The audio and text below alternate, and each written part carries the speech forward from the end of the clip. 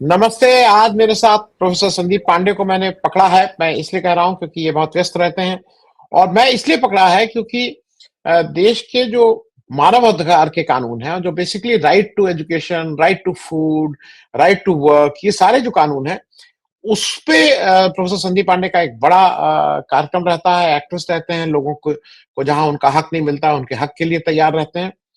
Professor Sandeep, कई कानून को ये सरकार का है उसको इतना डाइल्यूट कर दिया, राइट टू इंफॉर्मेशन का कानून का कोई मतलब ही नहीं रह गया जिस तरह का उसको कर दिया गया।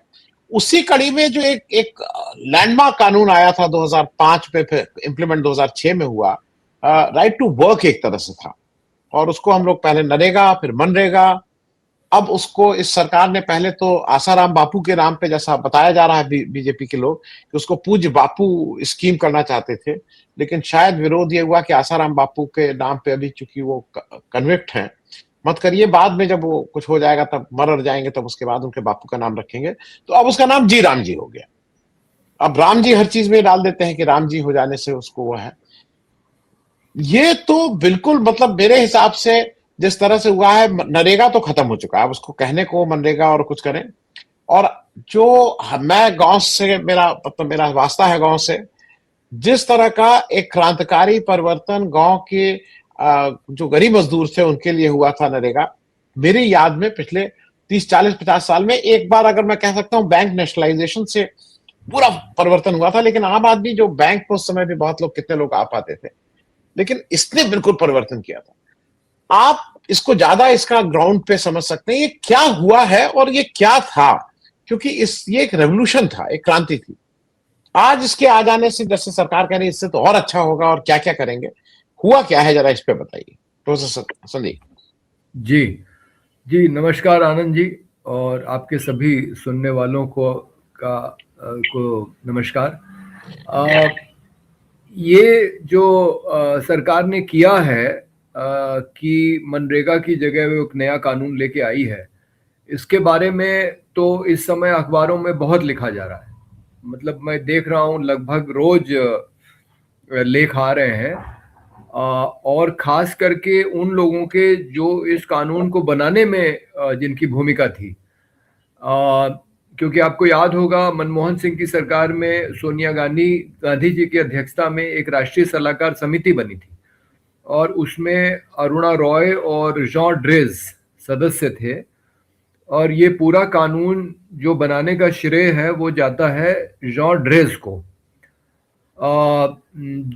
जो जिनको मेरा मानना है कि अमर्त्य सेन के साथ उनकी किताब है, और जिस तरह से अमर्त्य सेन को नोबेल पुरस्कार मिला है अर्थशास्त्र में, उस तरह से जॉन ड्रेस को मिलेगा ही किसी न किसी दिन। वो भारतीय मूल के नहीं है, ये बड़ी आश्चर्य की बात है, लेकिन बेल्जियम का एक निवासी आके भारत में बसा है और भारत के लिए काम कर रहा है।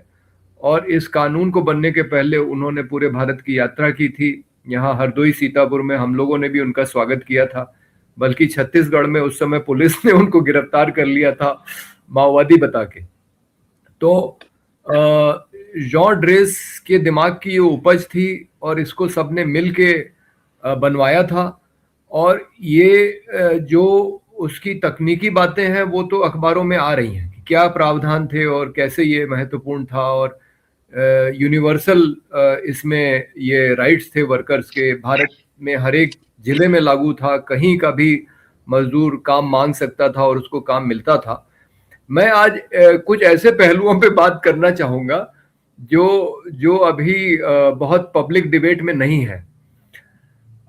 जब ये कानून आया 2006 में, तो इस कानून में एक बात ये लिखी है कि काम जो है वो ग्राम सभा के स्तर पे तय होंगे कि कौन से काम होने हैं।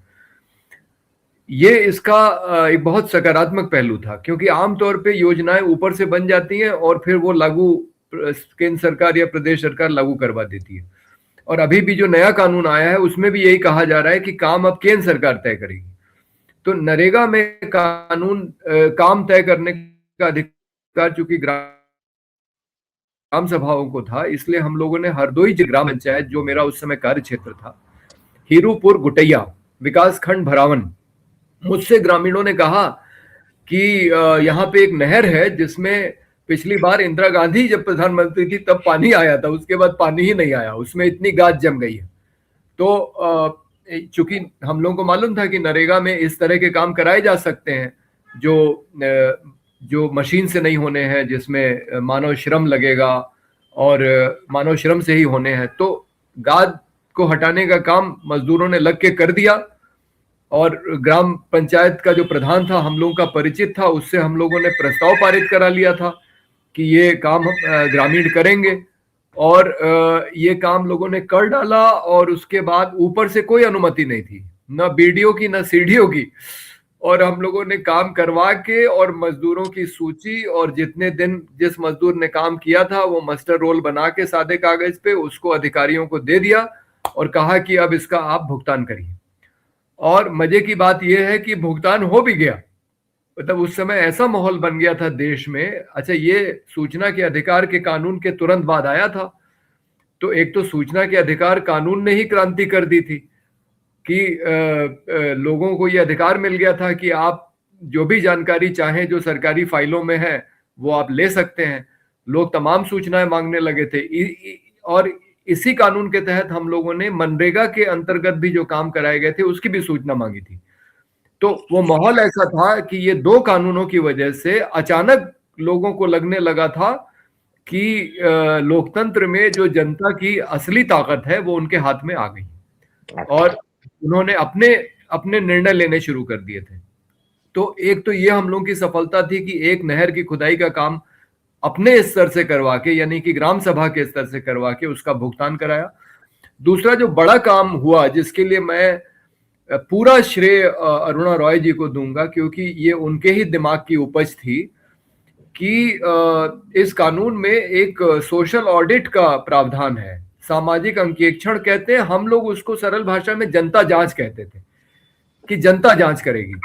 तो इसके पहले क्या होता था कि कहीं भ्रष्टाचार हो रहा है तो आप जाके किसी से शिकायत कर सकते थे, जांच करने का काम सरकारी अधिकारियों का होता था। लेकिन मनरेगा में, उस समय तो नरेगा थी ये अधिकार ग्राम सभा को दे दिया गया कि जो काम कराए जा रहे हैं उसकी आप जांच भी कर सकते हैं। तो हम लोगों ने सूचना के अधिकार के तहत सबसे पहले भरावन और संडीला दो विकास खंडों के नरेगा में के तहत जो काम कराए गए थे उसके कागज मांगे और वो कागज मिलने में 1.5 साल लगा, क्योंकि जो इंफॉर्मेशन कमिश्नर था वो कह रहा था कि भाई इतने कागज लेके आप क्या करेंगे, इसके लिए तो आपको ट्रक लानी पड़ेगी, क्योंकि हम पूरे विकास खंड के जो 50-60 गांव आमतौर पे होते हैं, एक ग्राम पंचायतें होती हैं एक विकास खंड में जी, तो नरेगा के सारे काम यानी कि कामों का डिटेल, मजदूरी का पेमेंट, हम सब कुछ मांग रहे थे। तो 1.5 साल लग गए उस सूचना आयुक्त को समझाने के लिए। उसने कहा कि आप आके इंस्पेक्शन कर लीजिए, हम आपको ये एक जजमेंट दे देते हैं कि आप ब्लॉक ऑफिस जाइए और इंस्पेक्शन कर लीजिए सारे कागजों का। तो हम लोगों ने कहा भाई इंस्पेक्शन से काम नहीं चलेगा, हमें कागज अपने हाथ में चाहिए, क्योंकि तभी तो हम उसको लेके गांव गांव जाएंगे और हम पढ़ के बताएंगे मजदूरों को कि क्या काम हुआ है और किसको कितनी मजदूरी मिली है। तो खैर वो कागज मिले और उसके बाद हम लोगों ने शुरू किया भरावन विकास खंड से पहला, और दूसरा संडीला विकास खंड में, तीसरा बेहंदर विकास खंड हरदोई का, चौथा मियागंज विकास खंड उन्नाव का, और पांचवा फतेहपुर चौरासी विकास खंड उन्नाव का। तो 5 विकास खंडों में हम लोगों ने, और बाकायदा मैं खुद एक एक हफ्ता 24 घंटे इन विकास खंड कार्यालय पे रहा। हम लोग चले जाते थे और बीडीओ से कहते थे कि देखिए हम लोग जनता जांच करने आए हैं और एक अपना हॉल दे दीजिए। वो बीडीओ दे भी देते थे। और हम लोग उस समय, मतलब ये सबको मालूम था कि कानून आ गया है, लेकिन इसका इम्प्लीमेंटेशन कैसे होगा वो अभी सरकार अपने नियम बना रही थी। तो उसके पहले ही हम लोगों ने ये कर डाला और एक एक विकास खंड पे एक एक हफ्ता रुक के 100 लोगों की टीम, जिसमें जब भरावन संडीला का हो रहा था तो वहां से शंकर सिंह जी भी आए, अरुणा रॉय जी की टीम से, मजदूर किसान शक्ति संगठन से। और हम लोग की जो 10 टीमें 10-10 लोगों की थी वो एक एक पंचायत में गए और हफ्ते भर में हमने हफ्ते भर लगा के इन 5 विकास खंडों का पूरा सोशल ऑडिट कर डाला। और सोशल ऑडिट के बाद एक जन सुनवाई होती थी जिसमें रूरल डेवलपमेंट डिपार्टमेंट के कमिश्नर, उस समय मनोज कुमार सिंह कमिश्नर थे, और अनुराग यादव जो है एडिशनल कमिश्नर थे, और उन्नाव की डीएम थी अनीता मेश्राम, लखनऊ के कमिश्नर थे विजय शंकर पांडे। जब मैं उनको बुलाने गया तो उन्होंने बोला, अरे क्या करोगे बुला के, पहले भी अंगूठे ऐसे लगते थे, मतलब अपनी 5 उंगलियां उन्होंने करके बताई, और पैर के भी अंगूठों का इस्तेमाल हो जाता था, और आज भी वही हो रहा है। तो ये सब भ्रष्टाचार कैसे होता है ये तो लोगों को मालूम था, लेकिन उसके विवरण हमको मिलने शुरू हो गए कि किस तरह से गांव स्तर पे भ्रष्टाचार होता था। तो लेकिन कुछ अधिकारी आए, मनोज कुमार सिंह आए, अनुराग यादव आए, अनीता मेश्राम आई। ठीक है, ठीक है, ठीक है। तो सब अधिकारियों के सामने फिर पूरी रिपोर्ट पढ़ी जाती थी और खुलासा होता था कि कितना भ्रष्टाचार हो रहा है।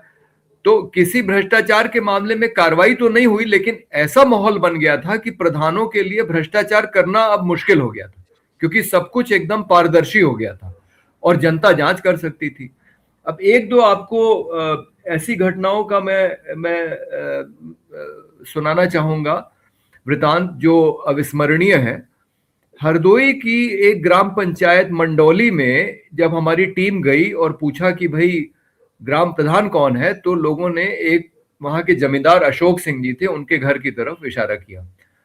जब वहां पहुंचे तो पता लगा कि नहीं, वो तो पहले ग्राम प्रधान थे, इस समय ग्राम प्रधान एक महिला है, ओबीसी श्रेणी की। उसके घर गए तो वो झाड़ू लगा रही थी। उससे पूछा गया कि भाई वो तुम्हारे मनरेगा के वो कागज वगैरह दिखाओ जो तुम्हारे पास है। तो बोली कागज तो सब अशोक सिंह जी के घर पे रहते हैं, वो तो जब हमसे अंगूठा लगवाना होता है तो वो मोहर, मेरे पास सिर्फ मोहर है, मैं मोहर लगा के अपना अंगूठा लगा देती हूँ जहां भी वो कहते हैं। तो उस दिन इत्तेफाक से दूरदर्शन की टीम आई हुई थी कवर करने के लिए सोशल ऑडिट को, और ये 5 मिनट की पूरी खबर चली सोशल ऑडिट पे। उसमें 1 मिनट में ये भी जिक्र हो गया कि मंडौली गांव में ग्राम प्रधान ये है और इनकी जगह प्रधानी ये जमींदार साहब चला रहे हैं। तो तुरंत जैसे ही राष्ट्रीय प्रसारण हुआ तो अशोक सिंह के पास फोन जाने लगे कि भाई तुम ये क्या कर रहे हो, जो असली प्रधान है उसको तुम प्रधानी नहीं करने दे रहे हो। तो उसने तुरंत जाके सारे रजिस्टर वगैरह जो है उस महिला को सौंप दिए। उसने बोला भाई तुमने हमारी बहुत बदनामी करा दी, अब तुम प्रधानी चलाओ। तो एक तो ये घटना हुई। दूसरी घटना ये हुई, मियागंज में प्रधान लोग आ गए और बंदूक लेके, क्योंकि मैं मियागंज में कौन था और मियागंज किसका, कौन वहां के विधायक थे? मैं आपको बता रहा हूँ, ये इलाका है कुलदीप सिंह सेंगर का। तो ग्राम प्रधान लोग जो है बंदूक लेके आ गए ब्लॉक पे। मैं था मौजूद वहां पे, और बोले कि यहाँ गोली चलेगी लेकिन हम लोग ये सोशल ऑडिट नहीं करने देंगे। तो बीडीओ घबरा गया। अब बीडीओ जो है वो बीच बचाव करने लगा। मैंने बीडीओ को कहा आप घबराइए मत, मुझे सीधे बात करने दीजिए। तो मैं प्रधानों को मैंने बुलाया, मैंने कहा बैठिए, आइए जरा बात करें। मैंने उनको समझाया, मैंने कहा देखिए हम आपके खिलाफ कोई काम नहीं कर रहे हैं, ये तो लोगों का अधिकार है, कानून में है, और आप आज प्रधान हैं कल आप नहीं रहेंगे। हम तो सिर्फ इतना चाहते हैं कि जो मनरेगा के तहत काम होने हैं वो ठीक से हो और पूरी मजदूरी मिल जाए, और इससे आपको भी लाभ होगा। भाई आप अगला चुनाव जब लड़ेंगे तो आप कह सकते हैं कि आपने गांव के लिए काम कराया। तो उसके बाद उनका सुर बदल गया, वो कहने लगे कि हम कैसे काम कराएंगे, 15% कमीशन तो ये इंजीनियर ले लेता है जो काम नापने आता है, और 15% बीडीओ साहब ले लेते हैं पहले ही। तो 30% जब हमारा पैसा पहले ही रख लिया जाता है तो हम काम कैसे कराएंगे। तो हमने कहा देखिए आखिर दिन जन सुनवाई होगी, बड़े बड़े अधिकारी आएंगे, आप उनके सामने बात रखिएगा। तो और ऐसा ही हुआ। जब उस ब्लॉक में फिर उसके बाद उन्होंने हमको करने दिया सोशल ऑडिट, बस एक गांव में हम लोग नहीं जा पाए। इस पूरे 5 विकास खंडों में आप मानिए कि 250 गांवों में एक गांव ऐसा था कुलदीप सिंह सेंगर का, माखी उसका नाम है, जहां जब हमारी टीम गई तो उसको कहा गया, क्योंकि टीम शाम को एक गांव खत्म करके रात को अगले गांव पहुंच जाती थी ताकि अगले दिन सुबह सुबह उस गांव का सोशल ऑडिट किया जाए। तो कुलदीप सिंह सेंगर के लोगों ने कहा कि देखो ऐसा है कि यहां ये सब नहीं चलेगा, और उन्होंने भी बंदूक निकाल ली और उन्होंने कहा कि तुम्हें यहां रुकना है, रात को रुको, तुम्हें हम खाना भी खिला देंगे लेकिन अगले दिन सुबह यहां से चले जाओ, ये सब काम यहां हम लोग नहीं होने देंगे। तो खैर वो इतने कुख्यात हैं कि हमारे लोग भी थोड़ा डर गए और फिर उस गांव में हम लोग नहीं कर पाए। नहीं तो ये जो 250 ग्राम पंचायतें हैं 5 विकास खंडों की, हम लोगों ने एक एक गांव में जाके ये काम किया। और जब जन सुनवाई हुई इस विकास खंड पे, तो उस दिन तो अब बड़े बड़े अधिकारी थे वहां, सब बैठे हुए थे, तो उनके सामने प्रधानों ने तो नहीं बोला, लेकिन एक आदमी जो सेना से सेवानिवृत्त होके आया था, उसने कहा देखिए मैं सेना में पूरी जिंदगी नौकरी किया हूं और मैं साइकिल से चलता हूं, मेरी ये औकात नहीं है कि मैं कोई 4 पहिया गाड़ी खरीद लूं। लेकिन इस विकास खंड के जो ग्राम पंचायत अधिकारी हैं, जो सरकार के सबसे निचले स्तर के कर्मचारी हैं, वो लखनऊ से 4 पहिया गाड़ी से आते हैं रोज। तो इनके पास इतना पैसा कहां से आया? और हमारे एक कार्यकर्ता ने, उनका नाम है राम सागर वर्मा, वो हरदोई संसदीय सीट से चुनाव भी लड़े थे, उन्होंने, अनुसूचित जाति के हैं, उन्होंने खड़े होकर कह दिया कि इस विकास खंड में जो है लूट चल रही है पैसों की, और इस जो पूरे जो लूट का जो गैंग है उसका मुखिया खंड विकास अधिकारी है। और वहां पे बीडीओ भी बैठा हुआ था, डीएम बैठी हुई थी, और ग्रामीण विकास के कमिश्नर बैठे हुए थे। तो एक ऐसा माहौल था जिसमें जनता भी बैठी थी, ग्राम प्रधान भी बैठे थे, अधिकारी भी बैठे थे, और उनके बातें हो रही थी। तो ऐसा माहौल जो बन गया था, उसमें जैसा मैंने कहा कि हम लोग कोई भ्रष्टाचार के खिलाफ कार्रवाई तो नहीं करा पाए, लेकिन प्रधानों को यह समझ में आ गया था कि अब भ्रष्टाचार हम नहीं कर पाएंगे, क्योंकि जनता जागरूक हो गई है और जनता के पास सारी जानकारी पहुंच गई है और सब कुछ पारदर्शी हो गया है। तो कामों की गुणवत्ता बेहतर हो गई थी। जी, मैं प्रोफेसर साहब एक चीज बताएं, ये किस सन की बात आप कर रहे हैं? किस सन की, किस ये देखिए 2006 में लागू हुआ है, ये हमको लगता है 2007-8 की बात है। ठीक है, मैं एक छोटी सी टिप्पणी आपसे इसलिए चाहूंगा कि आप जैसे कह रहे हैं ना, आपको क्या दूर दूर तक ये लगता है कि आज की तारीख में आप ये कर पाएंगे? नंबर एक। नंबर दो, ये जो डीडी की टीम आई थी जिसने 5 मिनट का किया था, उस डीडी के आजकल इंचार्ज हो गए हैं सुधीर चौधरी। आपको क्या लगता है कि डीडी के आज आप ये सोच सकते हैं कि वो इस तरह की चीज को प्रसारित करेगी? दोनों चीजें, क्या आज आप कर पाएंगे और क्या डीडी की टीम आके इस तरह की चीजों को कवर करेगी? जी नहीं, अब तो आनंद जी माहौल ही बदल गया है। अब तो सवाल ही नहीं है कि इस तरह की चीज हम कर पाए। ये मुझे लगता है कि ये काम सिर्फ कांग्रेस की सरकार में जब केंद्र में थी, या उत्तर प्रदेश में सपा की सरकार थी, या बसपा की सरकार भी थी, तब भी इस तरह के काम हम लोग कर लेते थे। इसके पहले मैं आपको बताऊं, जब मायावती जी की सरकार थी, तब हम लोगों ने सूचना के अधिकार कानून आने के पहले 29 गांव के आय व्यय के ब्यौरे निकलवा लिए थे, और जिसमें 6 गांवों में जाके जनता जांच का काम किया था। यही जो मैं कह रहा हूं, मतलब जनता जाती थी और ग्राम प्रधान के कामों का, वो पंचायत के कामों का वो ऑडिट करती। तो और प्रशासन उसको गंभीरता से लेता था। जब हम लोगों ने 6 गांव की ऑडिट करके और उसकी रिपोर्ट जब हरदोई में प्रेस कॉन्फ्रेंस करके उसको पब्लिक किया, तो लखनऊ कमिश्नर ने तुरंत एक टीम का गठन किया और इन 6 गांवों में भेजा। हालांकि उन्होंने वो लिपापोती कर दी, लेकिन यह है कि उस समय हम लोग ये काम कर पाते थे। जो पहले गांव का आय व्यय का ब्यौरा 2011 में हमने निकाला, 2001 में जब निकाला, 2002 की बात है, निकाला, तो और 2005 में सूचना के अधिकार का कानून आया है। उत्तर प्रदेश पंचायती राज अधिनियम में यह प्रावधान था कि आप पंचायत संबंधी जानकारी आप मांग सकते थे और 3 दिन के अंदर आपको जानकारी मिलनी चाहिए थी। वो मिलती नहीं थी क्योंकि उसमें कोई दंड का प्रावधान नहीं था, लेकिन हम लोगों ने ये निकाला और हम लोगों ने भरावन विकास खंड में 11 दिन का धरना दिया। उस समय अब्दुल मन्नान मंत्री थे हरदोई से, मायावती की सरकार में, और उन्होंने डीएम की अध्यक्षता में एक मीटिंग में यह प्रस्ताव पारित कर दिया कि जो लोग ग्राम पंचायत के काम के जांच की मांग कर रहे हैं, इनको जेल भेज दिया जाए। और हम लोग गले में तख्तियां लटका के, जनता का पैसा, जनता का हिसाब, ये तख्तियां लटका के हम लोग 105 लोग जो एक बस में ठूस ठूस के भर के बैठे थे, हरदोई पहुंच के हमने जुलूस निकाला और फिर डीएम के पास गए तो डीएम ने कहा अरे ये सब क्या करने की जरूरत थी, आप मांगते तो हम हिसाब दे देते आपको। हमने कहा हम तो 11 दिन से मांग रहे हैं, आपको 3 दिन में देना चाहिए था। उसने कहा अच्छा हमको 5 दिन और दीजिए, हम दे देंगे। तो ये जो जनता की ताकत खड़ी हो गई थी उस समय सपा बसपा की सरकारों में और कांग्रेस की सरकार में, ये तो अब अकल्पनीय है। इस समय तो तानाशाही सरकार है, आप अगर ऐसा कुछ करने की कोशिश करेंगे तो आपके खिलाफ ही मुकदमा हो जाएगा, हो सकता है जेल भी भेज दे। जी जी जी। तो चलिए चलिए संदीप भाई, मैं क्योंकि एक बार हम लोगों को फिर बैठ के थोड़ा जो अब आया है उस पर भी जरा चर्चा करने के लगी, लेकिन आज नहीं, किसी एक आध दिन में इस पे एक और हम लोग चर्चा करते हैं। तो मैं बहुत बहुत धन्यवाद। जी जी मैं बताएं। अंतिम टिप्पणी ये करूंगा कि इन्होंने सिर्फ मनरेगा को नहीं हटाया है, और जो भी वो लाए हैं विकसित भारत ग्रामीण रोजगार एवं आजीविका मिशन गारंटी, तो जो भी कानून लाए हैं वो उसके जो तकनीकी बातें हैं अलग हैं, लेकिन जो लोकतंत्र को मजबूत करने का काम नरेगा ने किया था, हाँ, अप्रत्यक्ष रूप से, वो उसका सबसे बड़ा योगदान है।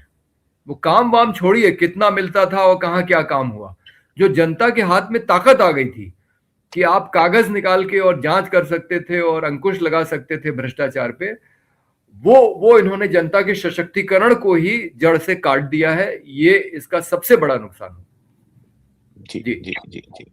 चलिए बहुत बहुत धन्यवाद संदीप भाई बातचीत करने के लिए। Thank you so much. नमस्कार नमस्कार।